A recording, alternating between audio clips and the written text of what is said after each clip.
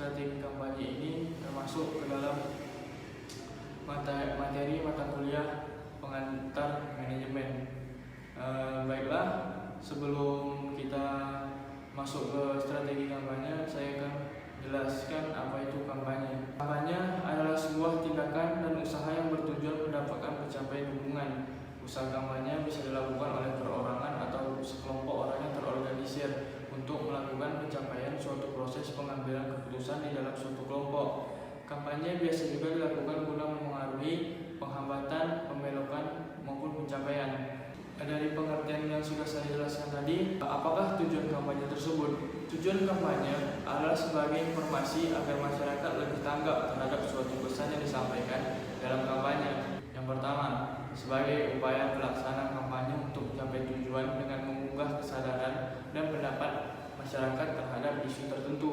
Kedua, sebagai sarana informasi yang dapat mengubah pola pikir masyarakat. Yang ketiga, pengembangan usaha dengan memujuk layak untuk membeli produk yang dipasarkan. Dan keempat, untuk pembangunan citra positif peserta kampanye.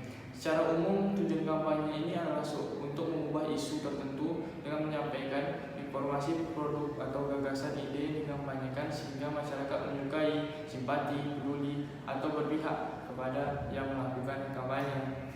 Itulah tadi beberapa tujuan kampanye. Kemudian bagaimana tahap kampanye ini bisa dilakukan? Tahap pertama yaitu tahap identifikasi. Tahap ini merupakan penciptaan identitas kampanye agar mudah dikenali seperti simbol, warna, lagu, seragam maupun slogan. Yang kedua, tahap legitimasi. Tahap ini merupakan pengakuan dukungan calon pemilih yang diberikan kepada kandidat yang biasanya dilakukan pada polling yang diselenggarakan lembaga independen. Calon senator presiden Amerika Serikat biasanya mengikuti polling dan di Indonesia seperti Amin Rais, Hidayat Nur Wahid, SBY. Mereka itu adalah kandidat yang mendapat legitimasi real dan layak. 3. Tahap partisipasi. Tahap yang merupakan dampak dari legitimasi ini adalah para pendukung untuk membantu menyukseskan mereka secara real ataupun simbolik. Misal, ikut menyebarkan pamflet, brosur, bantu dana, dan dukungan statement lembaga. Yang keempat, tahap penetrasi. Pada tahap ini, kandidat berusaha merebut simpati layak dengan menawarkan gagasan terbaiknya, sehingga gagasan tersebut mendapat perhatian dari berbagai pihak. Masyarakat menyambut media meliput dan pemerintah proaktif memfasilitasinya. Dan yang terakhir yaitu tahap distribusi. Pada tahap ini tujuan kampanye umum telah tercapai, dalam arti kekuasaan atau jabatan politik telah diperoleh. Tinggal bagaimana mereka membuktikan janji-janji yang pernah dan telah disampaikan pada saat kampanye. Janji yang tidak terbukti dan terdistribusi dengan baik dapat mengancam kelangsungan karir kandidat dan partai karena merugikan masyarakat. Itulah tadi beberapa tahapan kampanye ini bisa dilakukan. Kemudian bagaimana strategi agar kampanye ini berjalan secara efektif? Yang pertama yaitu meningkatkan persona pribadi dalam hal branding dan menekan kekuatan serta keahlian individu agar dapat menonjol. Strategi branding harus terdengar dan terlihat berbeda. Kedua, buat rencana yang jelas terhadap isu yang ingin diangkat. Masyarakat ingin mendengar Anda menawarkan beberapa hal solusi, bukan hanya sampai memahami persoalan. Yang ketiga, rencana dan strategi akan menjadi hal yang berkesan apabila Anda memilih saluran komunikasi yang tepat.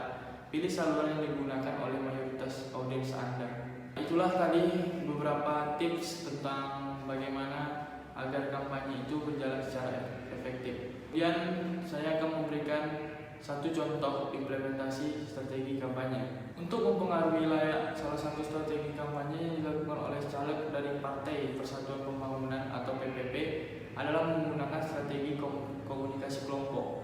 Kelompok adalah sekumpulan orang yang mempunyai tujuan bersama yang berinteraksi satu sama lain untuk mencapai tujuan bersama, mengenal satu sama lainnya, dan memandang mereka sebagai bagian dari kelompok tersebut. Kelompok ini misalnya adalah keluarga, kelompok diskusi, kelompok pemecah masalah, atau suatu komite yang tengah berapat untuk mengambil suatu keputusan. Dalam komunikasi kelompok juga melibatkan komunikasi antar pribadi, karena itu kebanyakan teori komunikasi antar pribadi selalu juga bagi komunikasi kelompok. Sebelum melakukan komunikasi kelompok, para caleg PP ini melakukan penentuan kelompok dengan cara kedekatan. Salah satu caleg, yaitu Bapak Dika, menyatakan bahwa dalam menentukan kelompok, intinya yang terdekat yang dijadikan prioritas, orang-orang terdekat yang dijadikannya prioritas. Jadi, kelompok Kelompok yang menjadi sasaran adalah keluarga, teman, dan lingkungan tempat tinggal Bapak Dika tersebut. Tidak jauh berbeda dengan Bapak Dika, caleg lainnya juga mengatakan bahwa dalam penentuan kelompok sudah dilakukan sejak awal, di mana penentuan dimulai dari lingkungan terdekat terlebih dahulu, diawali dari keluarga, saudara-saudara, teman sekolah, teman kerja, maupun komunitas, karena dianggap lebih mudah untuk dihubungi baik oleh telepon ataupun melalui media sosial. Sedangkan caleg lain sedikit berbeda dalam penentuan kelompoknya. Meskipun sama-sama berangkat dari kedekatan, penentuan kelompok dilakukan dengan cara penelusuran alumni-alumni tempat caleg meniti ilmu di pesantren dan juga tokoh-tokoh masyarakat yang paling sering bersentuh dengan masyarakat umum, namun juga memiliki hubungan dengan pesantren. Pesantren memang dijadikan acuan dalam menentukan kelompok sasaran, karena di wilayah caleg ini pesantren memiliki peranan penting bagi masyarakat termasuk petani. Oleh karena itu, kelompok masyarakat ditentukan dari kedekatan pesantrennya. Prinsip kedekatan dianggap efektif karena caleg bisa langsung mengarah pada kelompok yang dianggap potensial menjadi pemilih pada saat pemilu. Salah satu caleg mengatakan bahwa dengan memilih kedekatan maka tidak ada suara yang terbuang sia-sia, karena kelompok lebih mudah untuk didekati dan diberi sosialisasi mengenai caleg, baik dari profilnya maupun program-programnya. Tujuan dari penentuan kelompok ini tentu saja untuk mempermudah para caleg memenuhi tujuan yang diinginkan. Dipilih orang-orang yang dianggap dekat, tentu saja juga dengan harapan bahwa orang-orang tersebut bisa mempengaruhi anggota kelompok yang lainnya sehingga bisa mendukung pencalonan caleg menuju kursi DPR RI. Namun, tentu saja ketika kelompok sudah ditentukan, maka para caleg ini harus menentukan bentuk komunikasi kelompok yang sesuai dengan karakteristik kelompok atau sesuai dengan budaya di daerah sasaran kelompok pemilih. Beberapa caleg melakukan komunikasi kelompok dengan cara silaturahmi sekaligus sosialisasi. Dalam kutip, kebanyakan dilakukan secara langsung tatap muka dengan cara silaturahmi dan sosialisasi. Sedangkan caleg lain melakukan bentuk komunikasi kelompok yang bersifat kekeluargaan dengan berkomunikasi melalui tokoh masyarakat ataupun langsung mendatangi rumah-rumah warga. Tidak mengumpulkan massa dalam jumlah yang sangat besar. Nah, itulah tadi beberapa hal tentang strategi kampanye. Hanya itu yang bisa dapat saya sampaikan. Apabila saya ada kekurangan, saya mohon maaf karena saya di sini masih belajar tentang strategi